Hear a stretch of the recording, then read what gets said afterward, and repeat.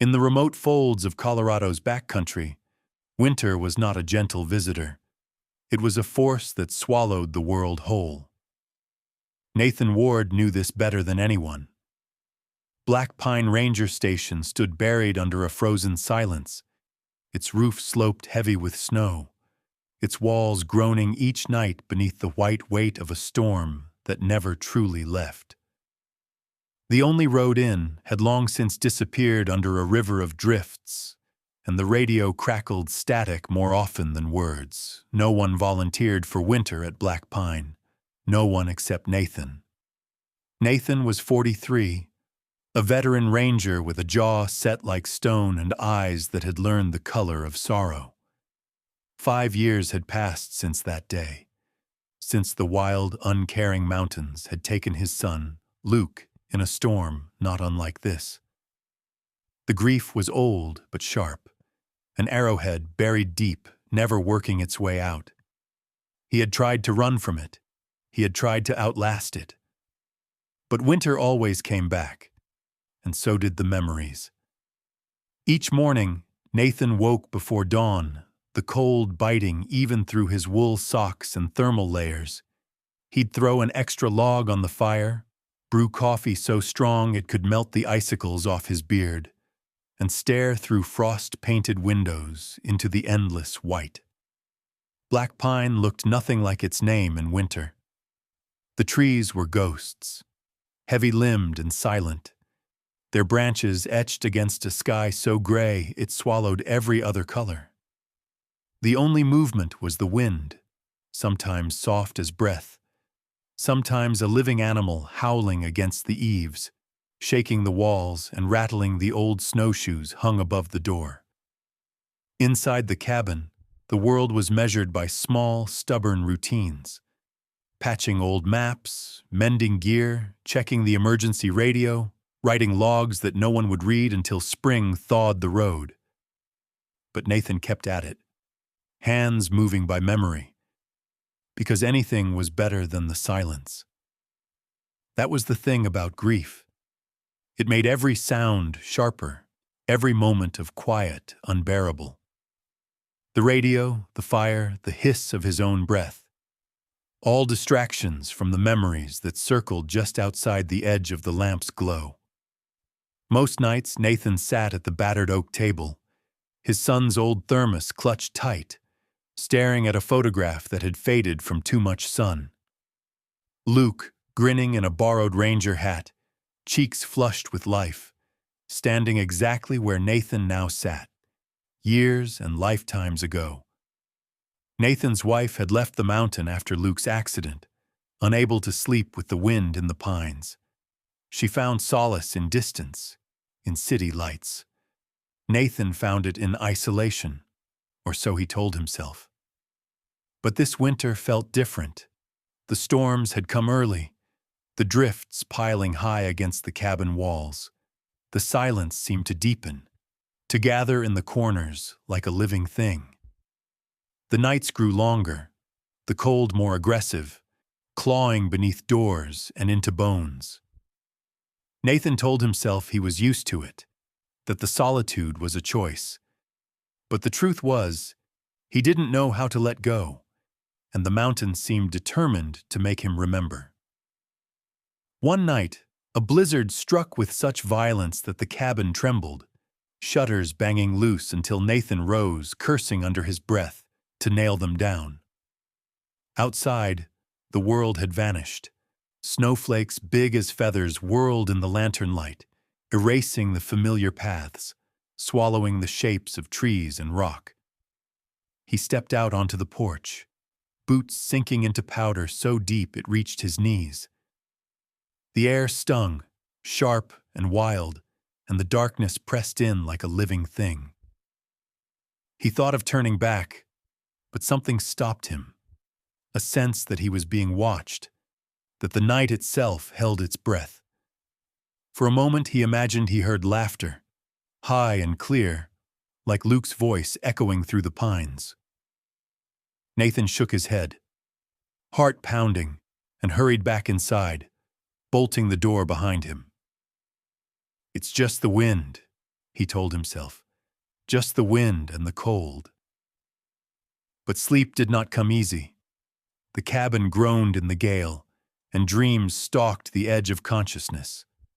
Memories of that day on the ridge, Luke's hand slipping from his grasp, the snow swallowing every sign.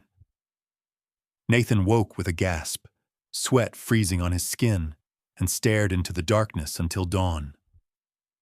Days passed in this uneasy rhythm. Outside, the snow deepened. Inside, Nathan moved through his routines like a ghost. He listened for the radio's call, checked the horizon for any sign of motion, but nothing came.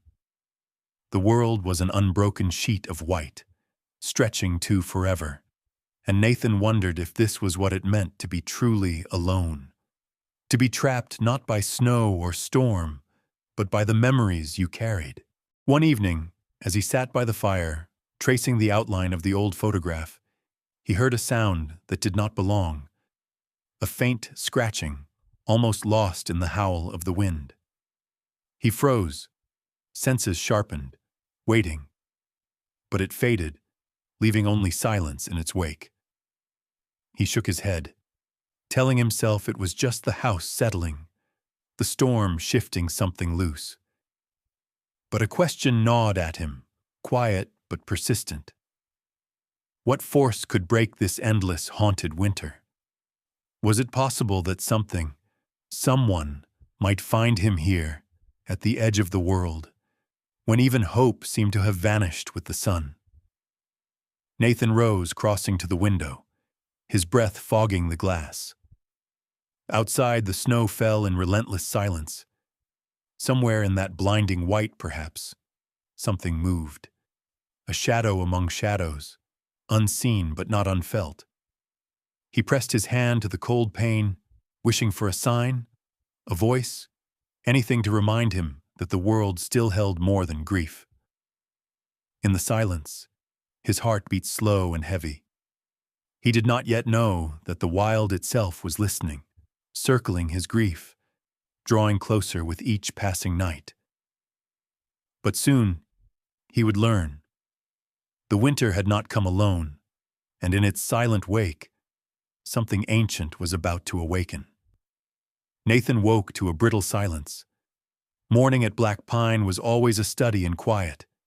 The hush so deep it seemed to press against the windows, muting even the distant roar of the wind. He moved through his routine with a kind of muscle memory. Stoke the fire, check the radio, brew his coffee, and stare out into the storm-whitened world. But this morning, something felt off. A tension in the air, a whisper of expectation that prickled along the back of his neck. After breakfast, he pulled on his thickest coat and gloves, grabbed the snow shovel, and stepped out onto the porch. The cold snapped at his cheeks, wind tugging at his hood.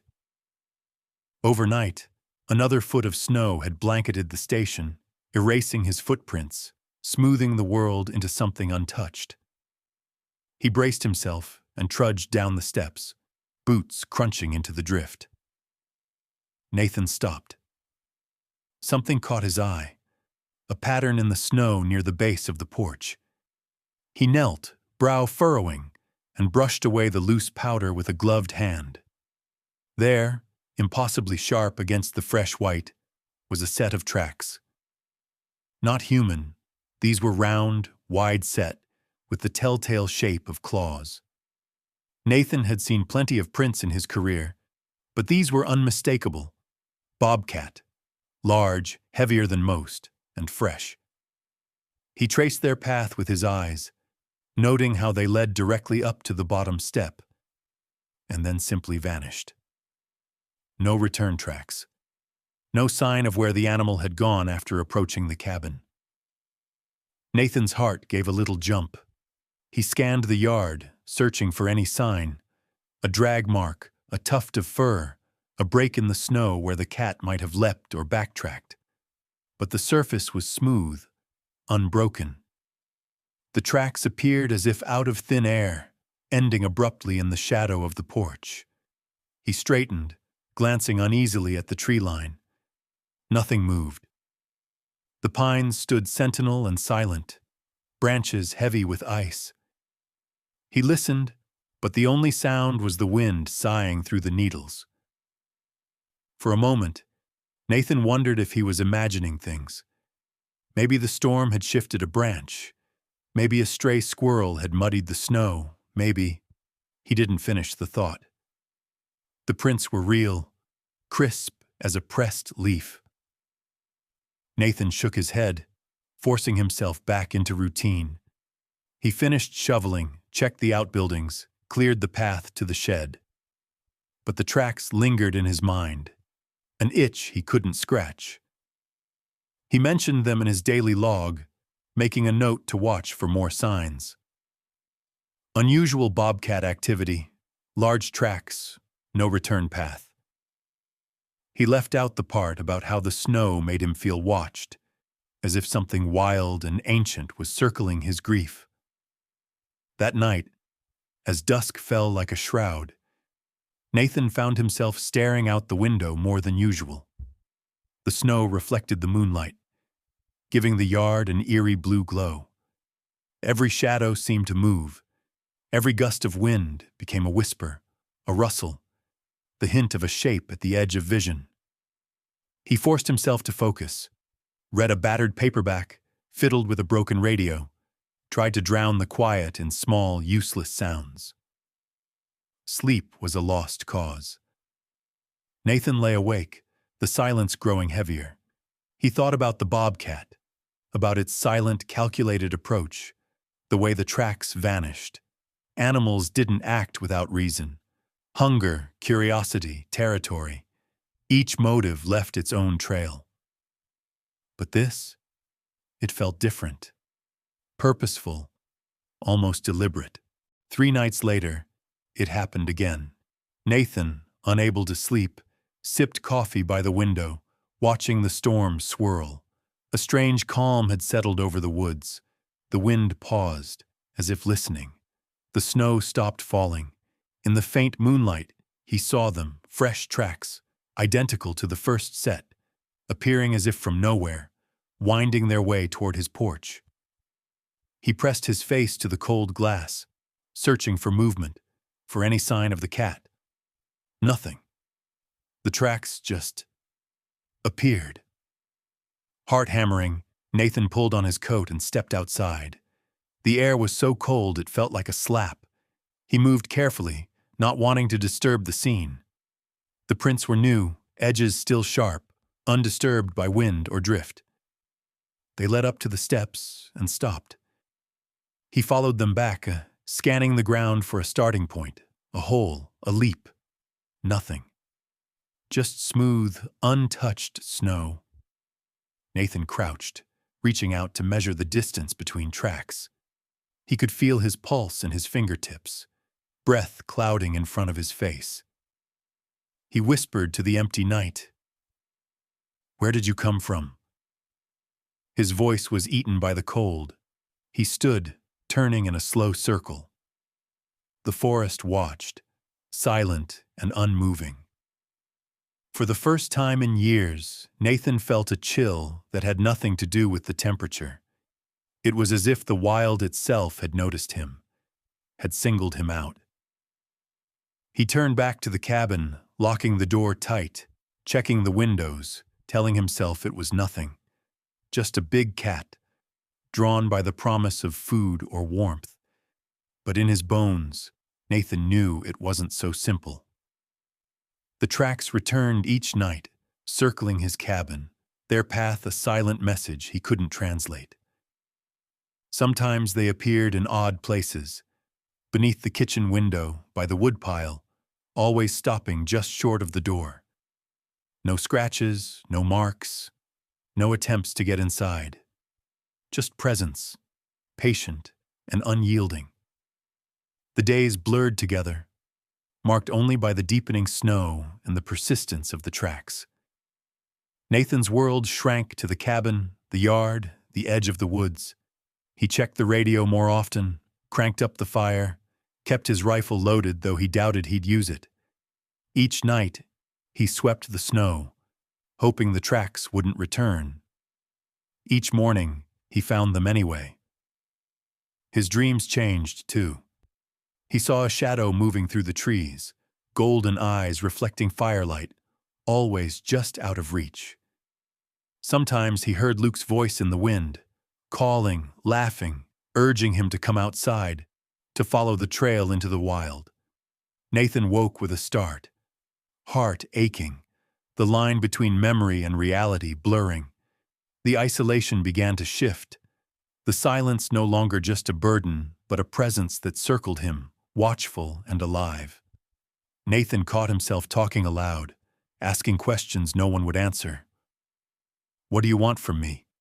he muttered one night, staring at the newest set of prints. "Why here?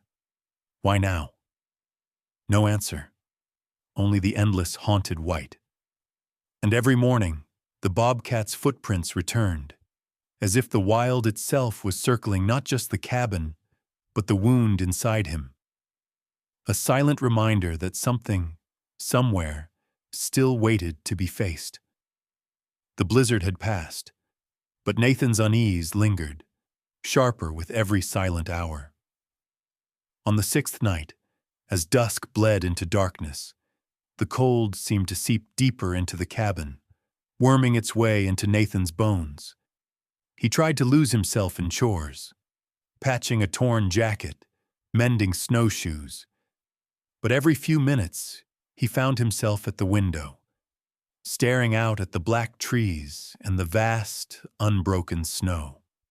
Finally, he lit the old oil lamp and moved to the table, pulling out his logbook to jot down the day's observations.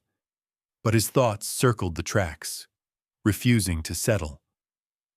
He reached for the thermos, Luke's thermos, still scuffed from years of use, and poured himself a cup, hoping the bitter heat would clear his head. Instead, the silence pressed in closer. Then he saw it. Movement outside, small and swift. Nathan froze, breath held.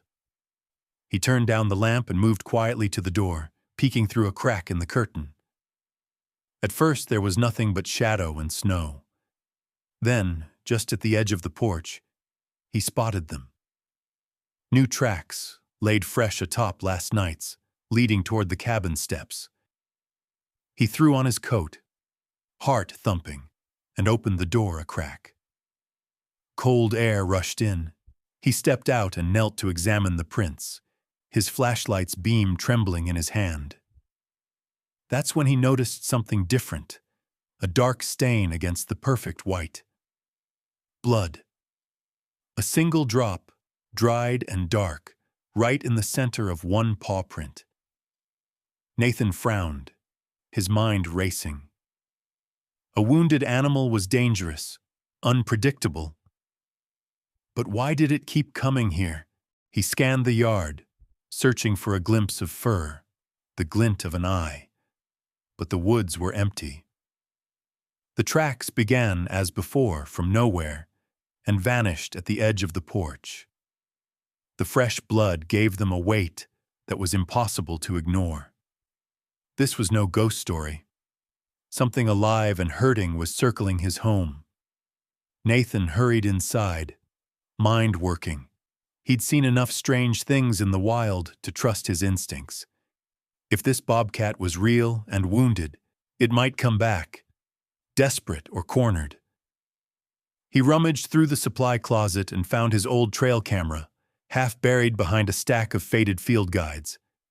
It took some fiddling, but he managed to load fresh batteries and set it up just beneath the porch, aimed square at the place where the tracks always appeared. Back inside, Nathan left the lamp burning and sat in the gloom, waiting.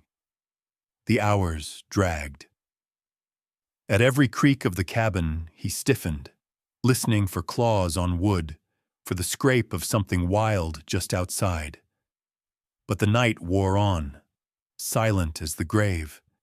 He must have drifted off, chin slumped to his chest, because the next thing he knew, dawn's gray light was leaking in through the window. He staggered outside, his breath steaming, and hurried to the camera. His boots crunched over new snow, and fresh tracks, unmistakably feline, had returned. He knelt, examining the prints. The blood was there again. Brighter now. A small, desperate trail. The camera, though, had been knocked over. Lens packed with snow, the plastic cracked. Nathan cursed softly, frustration and a strange fear battling in his chest. It was almost as if the animal knew he was watching, knew how to avoid being seen.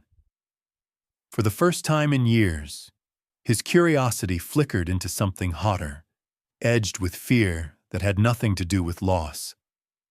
What was this cat's story? Why here? Why now? He spent the day scouring the woods for more sign. The snow was so deep he struggled with each step, sweat freezing on his brow. He found nothing. No fur, no blood, no broken brush or disturbed snow. It was as if the animal only existed in the space between night and dawn, a shadow that left just enough behind to haunt him. That evening, as darkness claimed the world again, Nathan tried to lose himself in routine. But the silence felt different now, charged, almost electric. He sat by the fire, eyes heavy, ears tuned for any sound. That was when it came. The softest scrape, claws dragging lightly across wood just outside the front door. The hair on Nathan's arms stood on end. He moved quietly, every sense alert. The fire snapped, casting wild shadows across the floor. He reached for the old hunting knife in his belt, not for protection, but for the comfort of habit. He stepped softly to the door, holding his breath, and listened. The scratching came again, deliberate, unhurried, as if whatever was outside knew he was listening. Nathan's pulse thundered. He pressed his ear to the door, heart hammering. For a moment, nothing, just his own ragged breath, the muffled groan of the wind. Then another sound. A faint, almost questioning whine, the kind of cry a cat makes when it's hurt or lonely. He steadied himself, hand on the knob. A dozen instincts warred in his head. Open the door, shout, stay still, wait. In the end, he did nothing, paralyzed by a blend of fear, awe, and an aching need for connection. The scratching stopped. Silence swept in, even deeper than before. Nathan slid down to the floor, back against the door, and listened to the wild heartbeat of the winter. His hands shook, not from cold, but from something older, something wounded and waiting. He realized for the first time in years that he wanted answers, not just for the tracks, but for himself. He wanted to know what force in this endless winter had decided he was worth haunting. He didn't sleep much. Every time he closed his eyes, he saw flashes of golden fur, eyes like coins gleaming in darkness, a presence circling just out of sight. He woke before dawn, exhausted and changed. The isolation no longer felt empty, but full of questions, of fear, of the possibility that the wild was not done with him yet. The storm outside had passed, but inside Nathan, a new one was brewing, one that would force him, at last, to step out of grief's long shadow and into whatever waited in the cold, endless night. Night in the Colorado high country is a thing of weight and silence, broken only by the wind's sudden tantrums or the distant groan of ice splitting somewhere deep in the forest. But tonight, Nathan felt something else moving in the darkness, a pressure, a presence that pressed up against the thin walls of the old ranger cabin and slipped in through the cracks beneath the doors. The storm outside had spent its anger. Now a hush had settled, and moonlight spilled blue and brittle across the snow, painting sharp shadows across the yard. Nathan sat hunched by the fire, boots off, lamp burning low, every nerve tuned to the night. The memory of that wounded bobcat circled him as surely as it circled the cabin, refusing to be shaken off. He turned the events over in his mind. Bloody tracks in the snow, a knocked-over trail camera, the strange sense that he was being watched, chosen, tested. He couldn't stand the stillness. He rose and moved to the window, brushing aside the curtain. The world outside was transformed, the forest gleaming, every branch crusted in frost. The wind had swept the sky clear, and the stars hung like icy lanterns, cold and bright. Then he saw her. Just beneath the porch, haloed by the lamp's glow, stood the bobcat. A female, her coat dusted with snow, her body lean but strong. Her eyes caught the light and blazed gold, vivid and unafraid. Nathan's heart hammered in his chest. She wasn't running. She wasn't afraid. She watched him, her gaze steady, unblinking, as if she'd been waiting for him. For a moment, time seemed to freeze. Nathan forgot to breathe. Every childhood lesson, every wilderness warning about wild animals screamed in the back of his mind. Keep your distance, don't engage. Wild cats are unpredictable, especially when wounded. But the bobcat didn't bare her teeth, didn't crouch to spring. She simply stood there, as if daring him to look away. Nathan felt pulled toward the door by some invisible thread. His hand hovered over the knob, fingers trembling.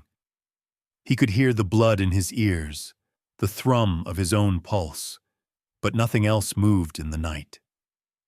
He turned the knob slowly, careful not to make a sound, and cracked the door open just wide enough to see her more clearly. The cold rushed in, raw and sharp. The bobcat didn't flinch. She lifted her head, gold eyes fixed on his. Nathan's breath puffed out in little clouds.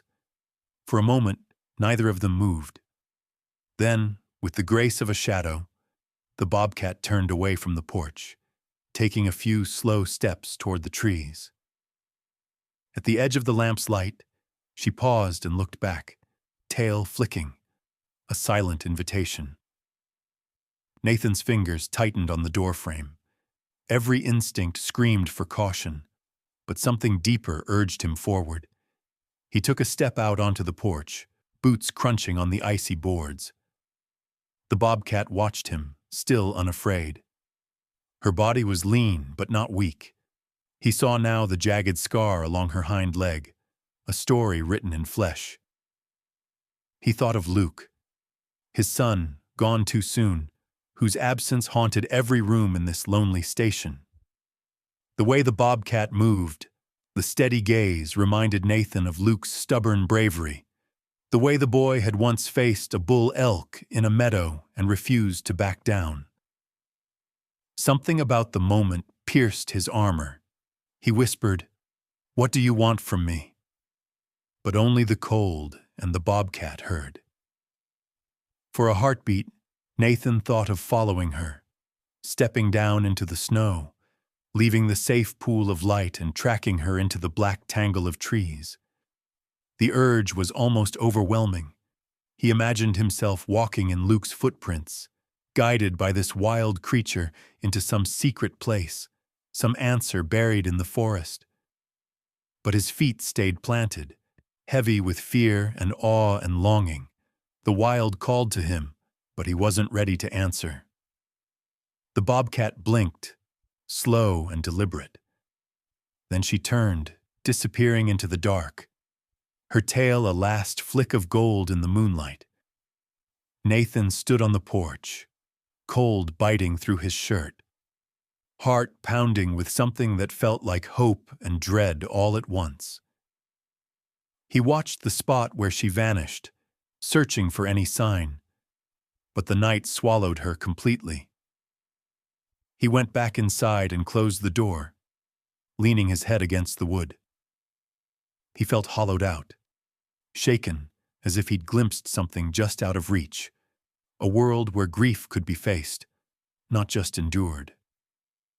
For the first time in years, He felt a longing for connection strong enough to eclipse his fear. Inside, the cabin seemed smaller, the fire's glow softer. Nathan sat by the window for a long time, watching the empty yard, listening for any sound. He thought of all the years he'd spent locked behind grief's walls, refusing every hand that tried to reach him. Was it possible that the wild, in its strange wisdom, was offering him a way back? The lamp guttered low. Nathan let his head fall into his hands, exhausted. He knew the Bobcat would return. She had found him, chosen him, for a reason he didn't yet understand. But tonight, all he could do was wait and wonder, his heart beating in time with the silent, snowy night. He dreamed of golden eyes and winding trails, of laughter echoing through the trees, of a voice calling to him from just beyond the edge of light. "Dad, come find me."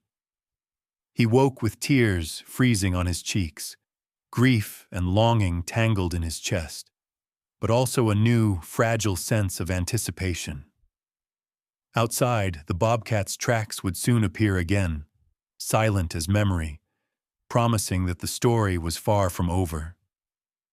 The nights became a blur of silver shadows and uncertain dreams. Every evening, as if summoned by some unspoken bond, the Bobcat returned.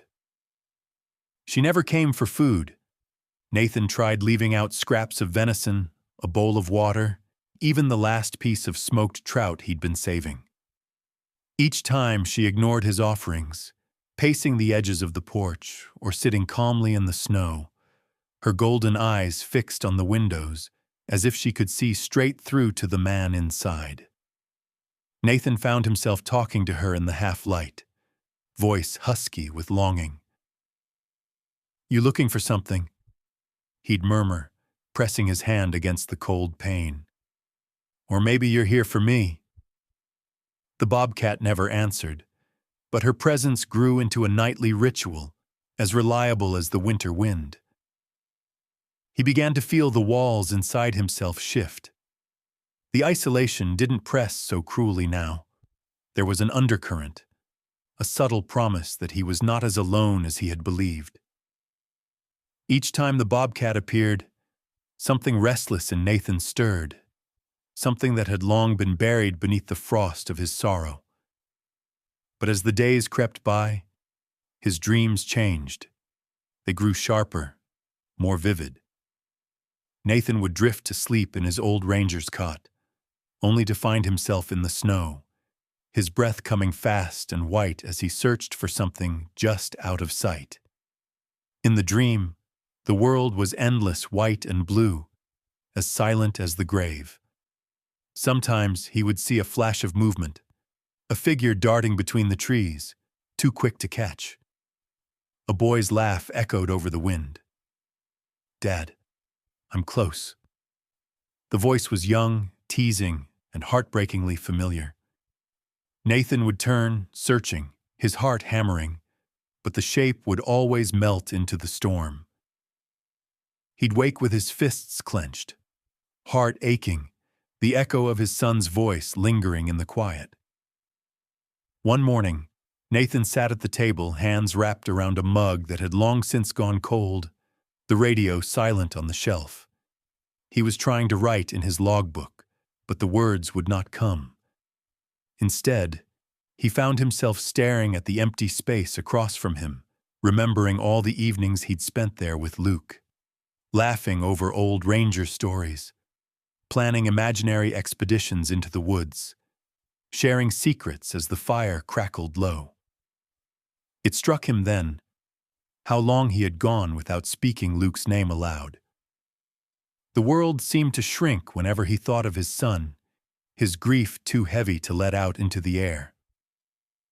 But the Bobcat's visits, so strange and insistent, had begun to unlock something inside him, a memory, a hope.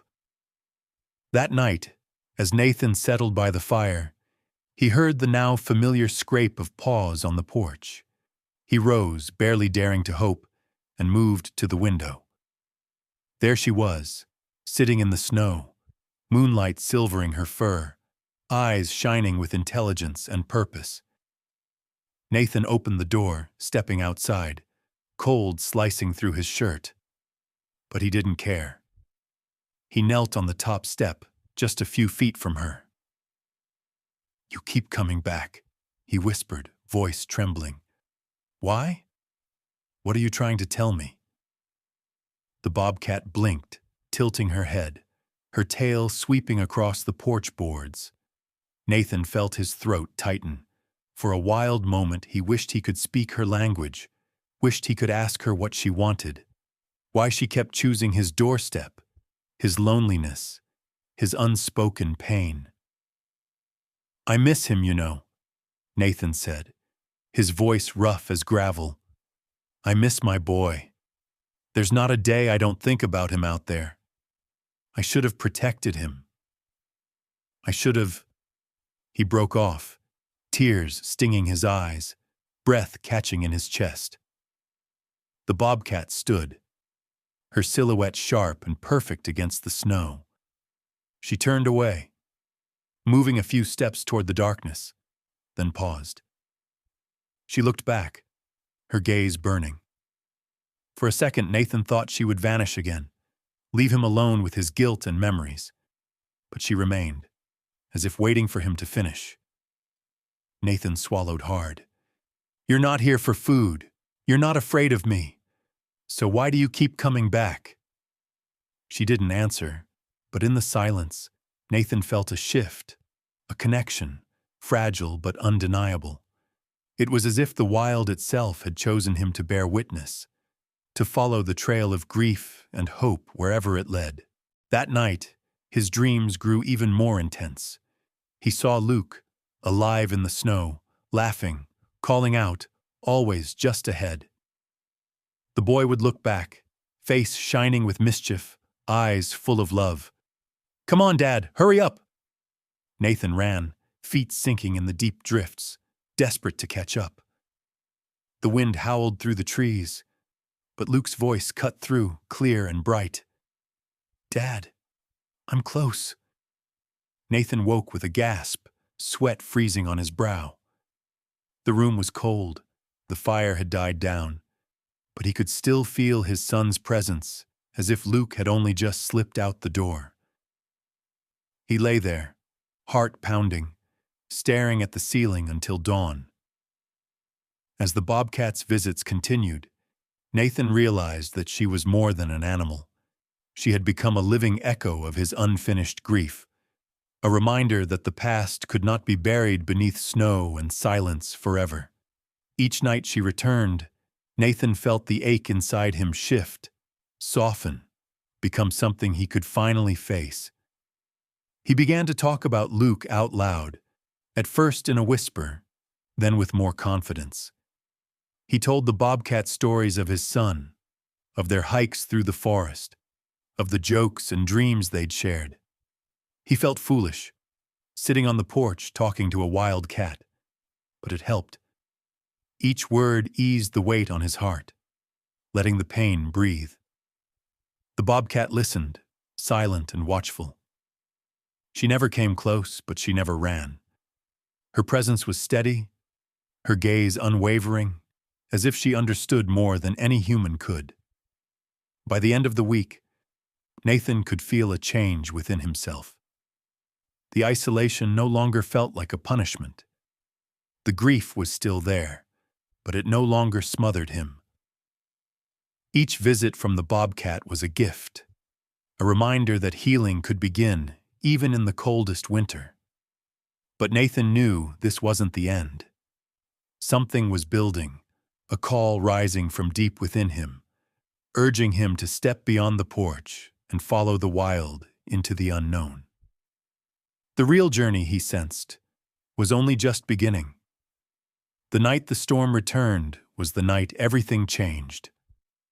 Nathan had grown used to the bobcat's visits, her silent, steady presence outside the windows, her prints appearing each dawn in the new snow, always circling, always returning.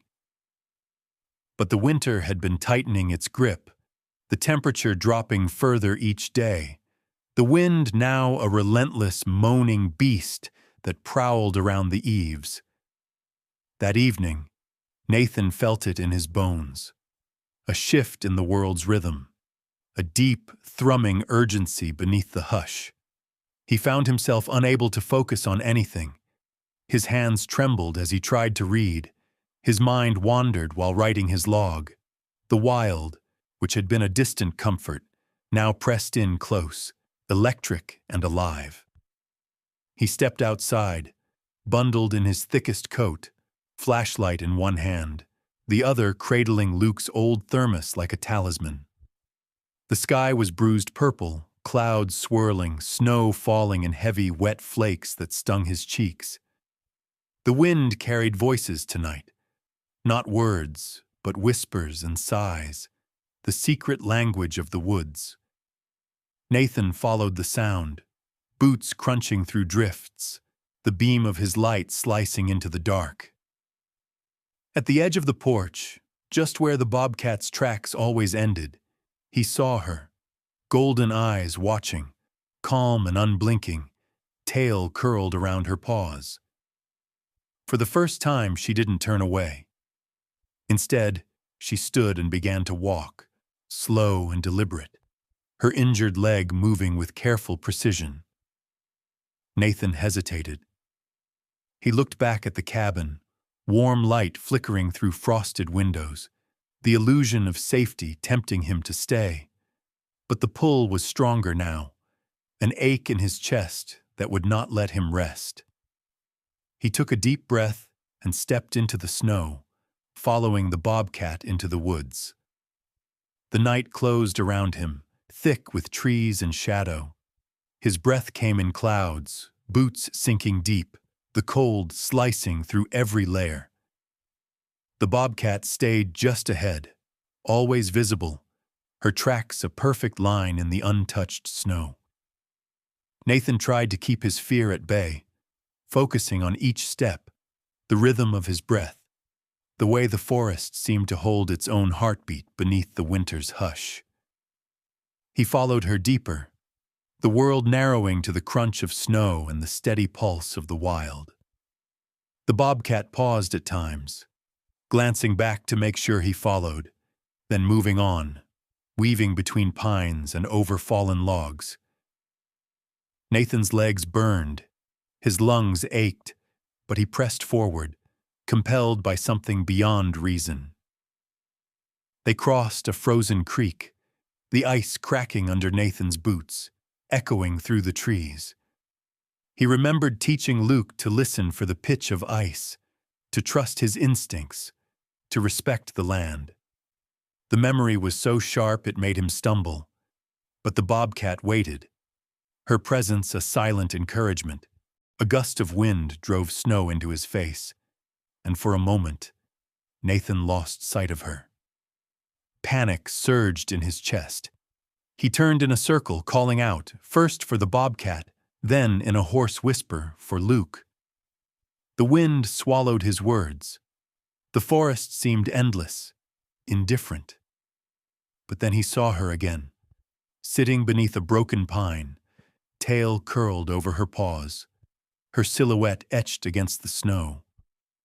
Nathan stumbled toward her, heart hammering.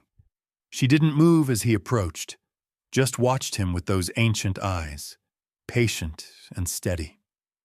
At her feet, half buried in snow and needles, was a small, battered tin box, one Nathan knew instantly. His breath caught in his throat. It was Luke's keepsake box, painted with faded stickers, the latch bent from years of use. Nathan dropped to his knees, hands shaking as he brushed the snow away. He remembered that day, 5 years ago, the avalanche, the frantic search. He'd thought the box lost forever, swept away with everything else. But here it was, waiting in the hollow beneath the pine, guarded by this wild creature. The moment cracked something open inside him, a flood of memories, pain, and love, all tangled together. Nathan opened the box, breath trembling. Inside were treasures only a child would save, a fossilized leaf, a chipped arrowhead, a blue marble, a crumpled photograph of father and son grinning in the summer sun. At the bottom was a folded piece of paper, stained and worn. Nathan opened it with care, tears blurring the words, "For Dad. If you find this, I'll always be with you. Love, Luke." Nathan broke.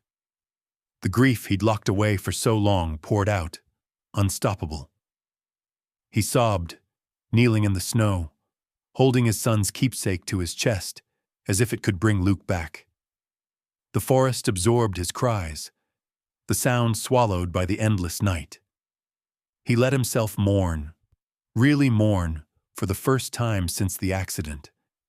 He let the pain flood through him, raw and cleansing.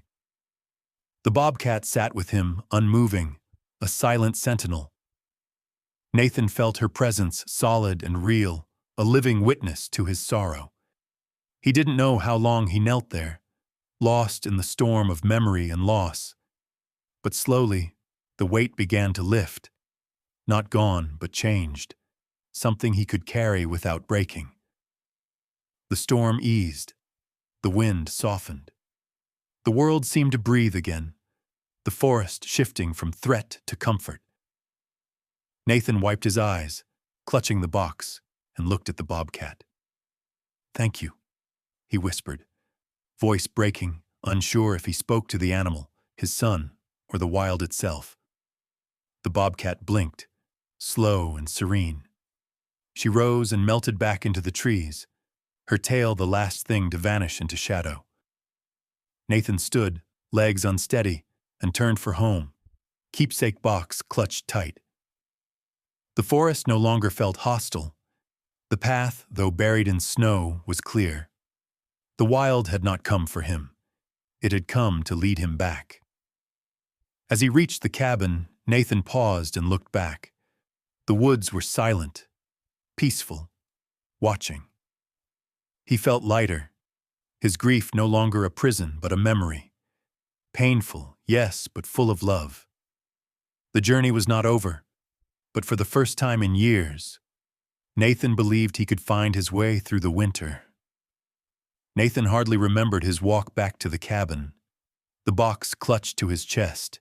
He was half blind with tears and snow, stumbling over half-hidden roots, his breath ragged in the raw cold. When he finally closed the cabin door behind him, the silence inside was complete, heavy as a blanket. But it was different now, a silence that no longer mocked his loneliness, but offered something closer to peace. He set the box on the table, hands trembling, and stared at it for a long time. Each item inside was a world unto itself, a small memory that glimmered through the fog of loss. The fossilized leaf, once a treasure found in a creek bed during a lazy summer hike. The marble, won in a bet at the general store. The photograph, Nathan in his ranger hat, Luke on his shoulders, both of them beaming as if the sun itself had made their happiness possible. Each object tugged him gently back through time, reminding him of the life that had come before the avalanche, before the long, white winter of grief. The night passed in fits and starts. Nathan made tea, staring into the fire, the box open in front of him. The wind howled, rattling the windows, but he didn't flinch. He was somewhere else, deep inside his memories, wandering the landscapes of joy and heartbreak that had defined his life with Luke. Sometimes he smiled, sometimes he wept. But he let each feeling pass through him instead of turning away. And for the first time, the pain felt like something he could survive. By morning, the storm had softened, the first faint light of dawn glowing blue through the frosted glass. Nathan washed his face in cold water, got dressed, and put on his boots. He packed the keepsake box in his rucksack, along with a small flat stone and his old hunting knife. He didn't need a plan. He only knew that it was time. He stepped out into the snow, the air crisp and still, the world glimmering as if dusted in crushed diamonds. The forest looked different now, less like a prison, more like a cathedral, a place where something sacred could finally be set to rest. As he trudged into the woods, he felt the weight of the box shift in his pack, not as a burden, but as a promise. Nathan moved with purpose, retracing the path he and the Bobcat had followed the night before. He could see where their tracks had been softened by new snow, a fading trail that felt more like a memory than a map. But he followed it all the same, his breath steady, his mind clearer than it had been in years. After an hour of careful walking, he reached the hollow beneath the broken pine. The spot felt right, quiet, hidden, full of the stillness that asks for reverence. Nathan knelt in the snow and unpacked the box. He took each item in his hands, holding it up to the weak sunlight, saying a few words for every memory. Thank you for the leaf, for the marble, for the laughter in the trees. Thank you for every day we shared. He dug a small hole with the hunting knife, his breath rising in white puffs. The earth was stubborn, but Nathan was patient. When the hole was ready, he placed the box inside, arranging the treasures with care. He covered it with earth and snow, pressing it down gently, and then set the flat stone atop it as a marker, a headstone not for a body, but for all the dreams and joys that had once filled this space. He sat back on his heels, hands numb, and closed his eyes. The silence pressed in, thick with meaning. Nathan spoke quietly, barely louder than a whisper. I was late, but I came. I'm sorry for all the years I hid, all the times I pretended I was fine. I hope you know I never stopped loving you, not for a single moment. A faint noise behind him made Nathan turn. The Bobcat stood just beyond the ring of trees, watching, her posture relaxed and calm. She did not approach, but neither did she leave. She seemed to understand that this was a moment for both of them, a kind of ending and a kind of beginning. Nathan found himself speaking to her, to Luke, and to the silent woods all at once. Thank you for leading me here. Thank you for not letting me stay lost. He rose slowly, brushing snow from his knees, and stood with the Bobcat in companionable silence. He felt the burden inside him lighten, not vanish, but shift, becoming something he could carry forward, instead of something that kept him anchored in the past. The Bobcat's eyes caught the morning light, gold and deep. She blinked, slow and solemn, then turned and slipped away into the forest. Nathan watched her go, feeling the ache in his chest fade to a dull warmth. He didn't call after her. He understood now. She had never belonged to him, but for a while they had shared the same wilderness, the same winter, the same need to find a way back from loss.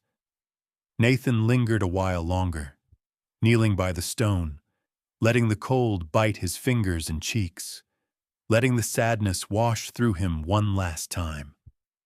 Then he stood, shouldered his pack, and made his way home. Every step felt easier, as if the snow itself was giving way, making space for him to return. Back at the cabin, he built up the fire and made a pot of strong coffee, the walls no longer pressed in. The radio, silent for days, crackled with distant voices, human contact, the promise of spring. Nathan sat by the window, staring at the pines, the light shifting across the floor. He felt present in a way he hadn't in years, aware of the world outside and his place in it. He glanced at the photograph of Luke, now propped up on the mantel, and smiled. We're okay, he said softly, feeling the truth of it settle in his bones. We're going to be okay. Outside, the forest breathed, The wild was still wild, but Nathan no longer felt like a stranger in his own life.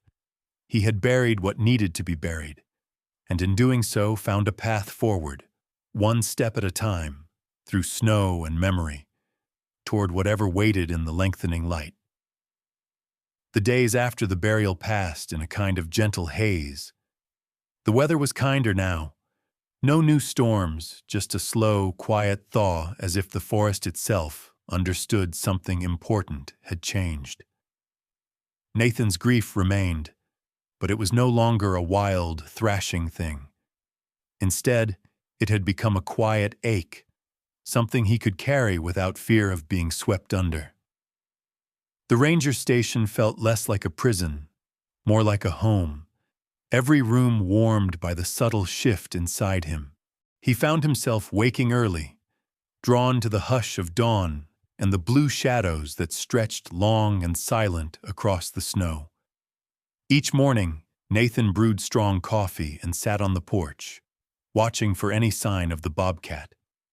Sometimes, all he found were her footprints, tracks skimming the yard, looping around the porch, then fading into the brush. Other mornings, there was nothing at all. The woods seemed vast and mysterious again, but not hostile. For the first time in years, Nathan felt part of its story, not exiled from it.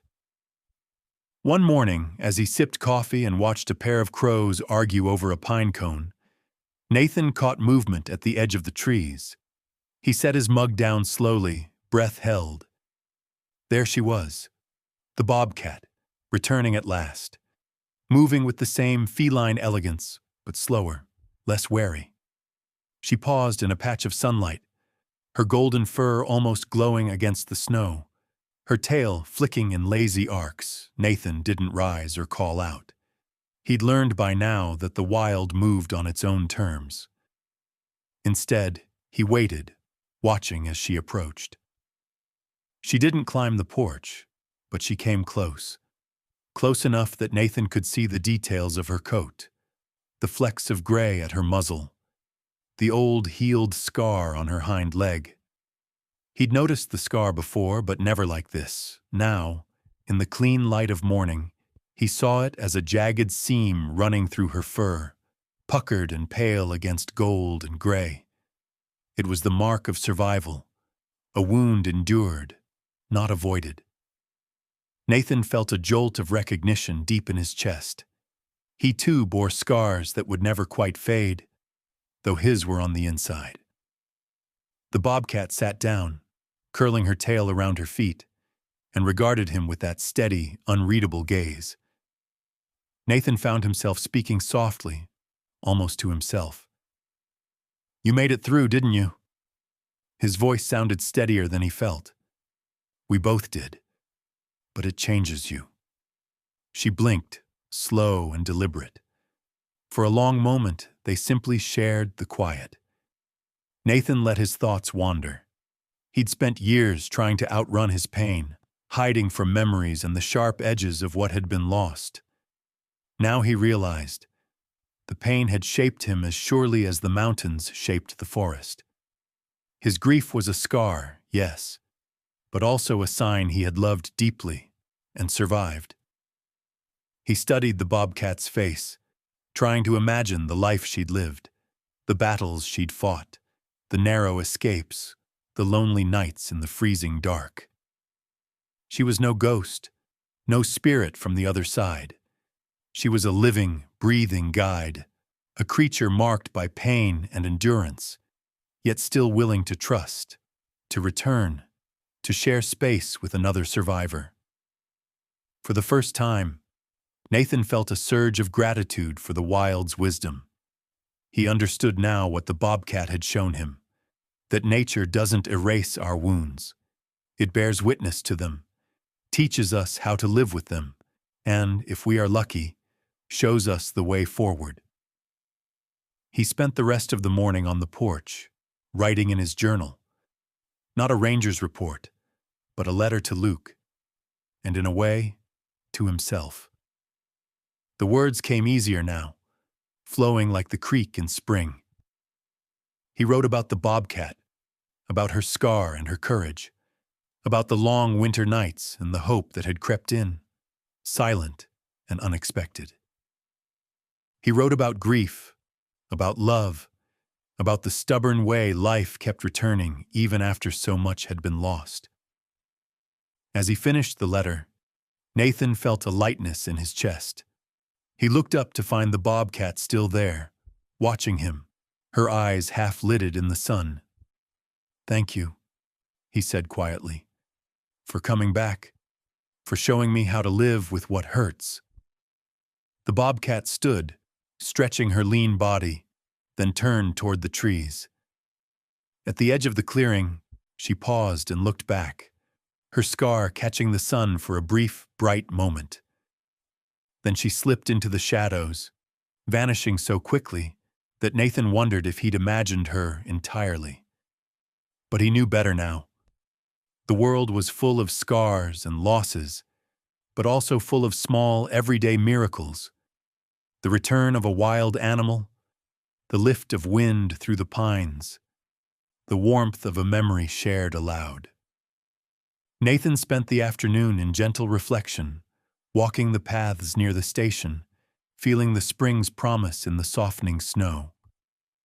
He paused at the grave beneath the broken pine, tracing the outline of the stone with his glove. "We're okay," he said again, voice firm. "We're still here." That evening, as dusk settled, Nathan sat on the porch with the journal in his lap. He watched the woods turn indigo, the stars pricking out one by one. The forest felt vast, and he felt small within it, but not alone. He understood, at last, the lesson the wild had offered. Grief never truly disappears, but we can choose to walk alongside it. Scars remain, but so does the possibility of healing. The wild doesn't promise answers, only the chance to keep moving forward, step by careful step. For the first time in years, Nathan was present. Not lost in memory, but alive to the quiet beauty of what remained. It was a quiet evening when Nathan sat at his old oak table, pen in hand, a mug of cooling coffee by his elbow. The bobcat's visits had become less frequent since the day beneath the broken pine, but her tracks still appeared now and then in the snow, looping their patient circles before vanishing into the forest. Spring felt close, a promise in the softened air, the drip of meltwater from the eaves, the faint green hints on distant branches. But winter's hush remained, filling the cabin with a peace that felt earned. Nathan stared at the blank page before him.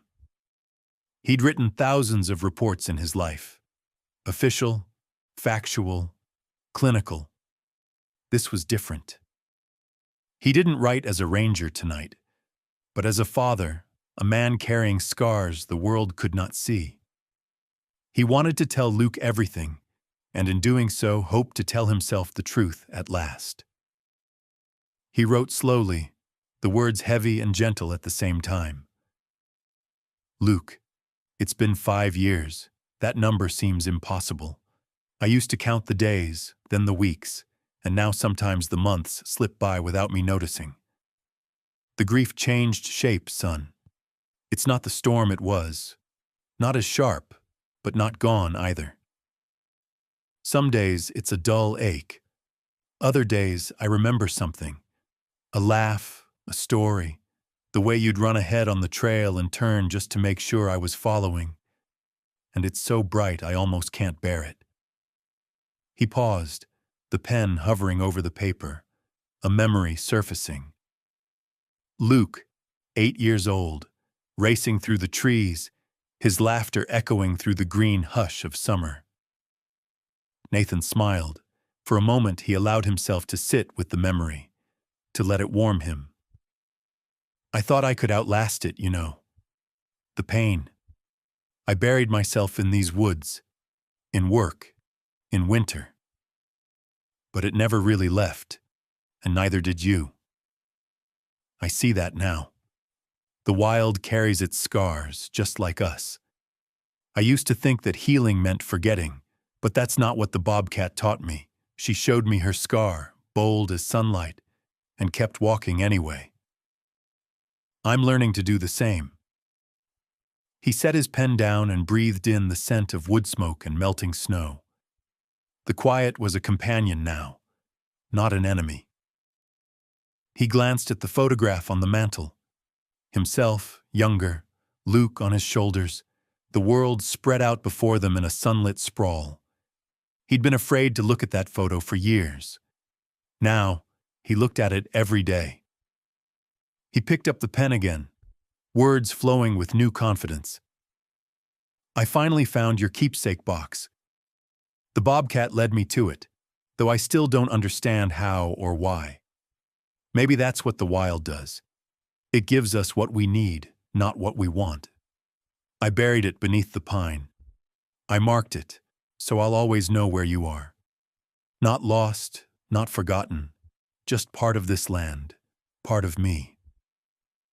I talk to you now, not every day, but often. I tell you about the storms, the way the foxes come right up to the porch sometimes, about the old coffee pot that still sputters when I'm impatient. I tell you about the Bobcat, the way she circled the cabin all winter, refusing my food, refusing to be tamed. She wanted something else.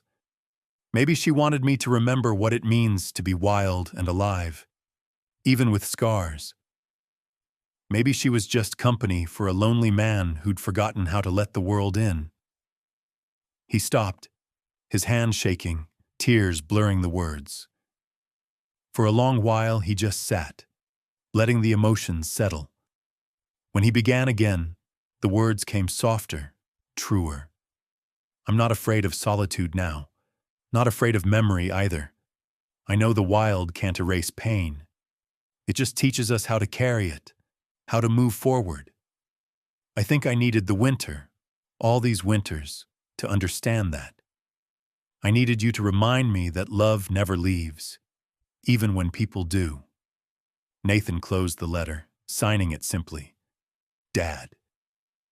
He folded it with care and placed it in his journal, where he kept all the things he wanted to remember, all the things he never wanted to lose. That night, as the fire faded low, Nathan stepped outside. The snow was softer now, the crust beginning to yield under his boots. The woods were alive with small sounds, the drip of water, the rustle of a squirrel, the creak of branches shaking free from the cold. He stood on the porch, feeling the weight of the past and the strange lightness that had taken its place. Looking down, he saw the familiar tracks, circling the cabin one last time. He knelt, touching a paw print with gentle fingers. Thank you, he whispered, not sure if he spoke to the Bobcat, to Luke, or to the wild itself. Maybe all three. He watched the woods, hoping for a final glimpse of his silent companion, but the shadows remained still. It didn't matter. He understood now that presence did not always require sight. Love, memory, the wild. They lingered, quiet as snowfall, marking the earth in ways that could never be erased. Back inside, Nathan let the fire die out. He felt tired, but it was a good, earned exhaustion, the kind that follows honest work and honest mourning. The cabin, once so oppressive, felt like a place of belonging. Before bed, he pulled his journal from the shelf and added one last line below the letter. The wild led me back, not to what I lost, but to what I still have. Love, memory, and the courage to keep going, that is enough. Nathan lay down, the silence around him no longer empty but full. A hush woven through with the promise of spring and the faint hope of another tomorrow. Winter's grip softened day by day.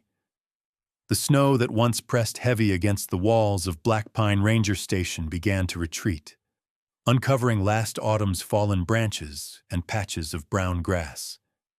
Each morning, Nathan opened the door to a world in transformation. The air sharper but gentler, sunlight stronger, filling the forest with new gold. The days grew longer. Birds returned, their songs tentative at first, then bold, threading through the cold dawn. Nathan felt the change in his own body, too.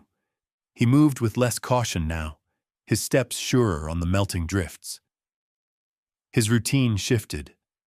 Longer walks through the woods, pauses to listen to creeks starting to murmur beneath the thaw, careful examination of fresh buds and shoots. He found himself noticing details he'd missed before.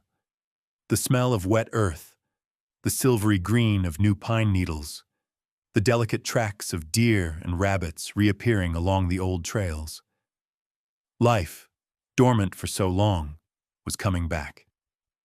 He still thought of Luke each day, but the grief was different now, gentler, edged with gratitude instead of despair. Nathan understood at last that loving and losing were not separate things. They were part of the same river, running beneath the snow, waiting for the first warmth to break them free. One clear afternoon, Nathan spotted movement at the edge of a sunlit ridge high above the cabin. His heart caught in his throat. He knew that silhouette, slim and regal against the blue sky. The Bobcat stood poised, her coat sleek and shining in the spring sun. For a moment, she was as she had always been. Part mystery, part memory, completely herself. He watched from a distance, careful not to disturb her. The Bobcat turned, golden eyes glinting, and regarded him one last time. In that gaze, Nathan saw something wordless pass between them, a farewell, but not an ending. She flicked her tail, then melted into the forest, silent as ever, a ghost and a guardian both. Nathan stood in the warming light, a smile ghosting his lips. The Bobcat's visits had grown rare, but he no longer needed her presence to feel connected to the world outside his door. Her tracks would still appear now and then, faint, fading with each rain and sun, but enough to remind him of the lessons she had offered and the wild hope she'd kindled inside him. That evening, Nathan returned to the grave beneath the broken pine. The snow had melted here, exposing the flat stone and the packed earth beneath. He knelt, running his hand over the marker, and spoke softly. "Thank you, Luke, for every day we shared, and every day I get to remember." There was no reply but the wind stirring the branches, and that was enough. He sat for a long time, watching the forest breathe around him. The ache in his chest remained, a scar like the Bobcat's, but it was no longer a wound. It was proof that he had lived and loved deeply, and that he could keep doing both. He remembered the words he'd written in his journal.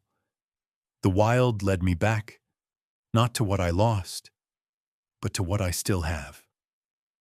With spring fully arriving, the station began to hum with life again. The radio, long silent, crackled with the voices of other rangers, announcing open trails, calving elk, and small emergencies as the world woke from winter's sleep. Nathan replied, his tone easy, offering guidance, sharing weather reports, even joking once or twice. He had become part of the rhythm again, a neighbor, a caretaker, a friend to the wild. One evening, he sat on the porch, watching the sun sink behind the mountains, painting the sky with streaks of fire. He thought of how far he'd come, not in miles, but in spirit. The silence was no longer a threat, but a companion. Each sound, the rush of wind, the creak of trees, the distant call of an owl, felt like an old friend.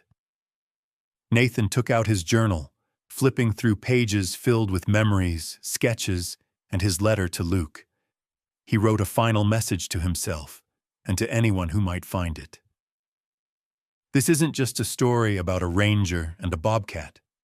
It's about how the wild, in its silence and its mystery, sometimes brings us back to ourselves. If you ever find yourself lost, in grief, in loneliness, or just in the dark, I hope you remember that nature offers company, even when you can't see it. The path forward might not be easy, but it's there, and you don't have to walk it alone. He set the journal down and smiled, feeling the truth settle inside him. The days continued to lengthen. Nathan found joy in small things.